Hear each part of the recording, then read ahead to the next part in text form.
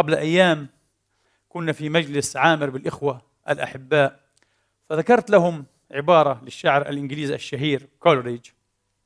كان يقول: أنا أعمل وأسعى على أن أقترب من الله وأن أذكره وأزدلف إليه، لكن بالفكر وحده، بالتأمل. لا تعجبني طريقة أهل الأديان، الركوع والسجود، الطريقة البدنية. لا يريد لبدنه أن يتكيف أيها الإخوة مع مقتضيات الإيمان، العقل فقط، العقل. طبعا هذه نزغة بلا شك كانت من إيحاء إبليس، كشفها ذكاء الإيمان أيضا وذكاء المؤمنين. فرد عليه العبقري السي لويس، قال: الشاعر الكبير فاته أن يدرك وأن يلاحظ أننا حيوانات في نهاية المطاف، فينا جزء حيواني بلا شك،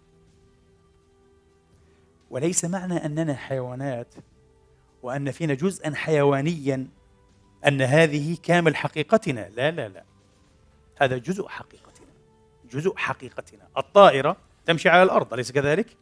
وأسرع من السيارة، يمكنها أن تمشي بسرعة 100 كيلومتر الطائرة، لكن في نهاية المطاف يمكنها أن تطير.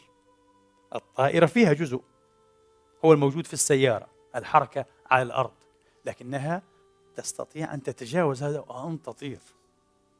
نحن تلكم الطائرة، طائرة الروح، فينا جزء يسعى على الأرض، يدب على الأرض، هذا الجزء البهائم الحيواني موجود، ولكنه ليس كامل حقيقتنا. فينا جزء آخر يمكن أن نطير به إلى ملكوت رب العالمين. عليك ألا تنسى وأنت تطير أنك في نهاية المطاف ضربة لازم تحمل وتشتمل وتتضمن جزءا حيوانيا. طيب، هل في هذا جواب على كلمة كوريج؟ نعم، جواب. وأي جواب؟ يقول السي لويس: والحيوان يتكيف المعنى والشعور فيه بدنيا. الكلب أعزكم الله حين يريد أن يعتذر منك أو يعرب عن رضاه وسعادته، لا بد أن يكيف هذا بدنيا وأن يبصبص بذنبه.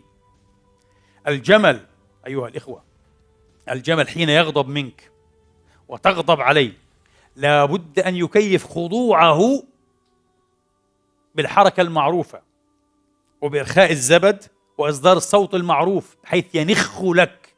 إن لم يفعل هذا فإنه يبقى حاقدا عليك ولا بد أن ينتقم منك. والأعراب يعرفون هذا، أصحاب الجمال يعرفون هذا تماما. الخضوع لا يأتي بأي حركة، يأتي بحركة معينة يكيف بها الجمال معنى الخضوع. هكذا الحيوانات، حتى الإنسان. لذلك قلت لإخوتي: جربوا أن تدعوا حين يكون أحدكم بالذات وحده كما كان رسول الله يدعو. كيف كان النبي يدعو؟ لا يدعو هكذا، يرفع يديه، يستمطر، يستعطي، يستقبل، ويرفع يديه بهذا الشكل أيها الإخوة أحيانا هكذا، مثل شحاذ يشحذ من خزائن القدرة، يتوسل إلى ربه: يا الله يا الله. جرب أن تفعل هذا، سيلابسك خشوع عظيم، سيقف شعر بدنك في أحيان كثيرة، ستدمع، وربما تأتي الإجابة، لأن الله ما يريده منك هو هذا الذل والخشوع. أن تتبرأ من هذا الكبر الإنساني الواهم، من هذا التأله والاستغناء الزائف. لست من يستغني، لست. كن ملكا، كن أميرا، كن وزيرا، كن مليارديرا، كن عالما كبيرا، كن شخصا مسلطا، كن ما تشاء وما تحب. لست من يستغني. حصاة صغيرة في الكلية تتحرك تحدث لك جنونا، تتلوى كالأفعى وتفقد كل رزانتك، أليس كذلك؟ وإن لم يرفع الله هذا البأس ويكشفه عنك انتهيت. ولو رحمناهم وكشفنا ما بهم من ضر. أنت في نهاية المطاف عبد ضعيف، تعيش بروح من سر الغيب، نفحة ونفخة من روح الله تبارك وتعالى، تسمو إلى آفاق عليا، إلى ذرى سامقة جدا، تغرك عن نفسك في أكثر الأحيان هذه الروح. لكن حكمة الله شاءت أن يجعلها عاملة في أرض هذا البدن، مستخلفة في ميدان هذا البدن، هذا البدن الذي يخضع للحاجات والضرورات.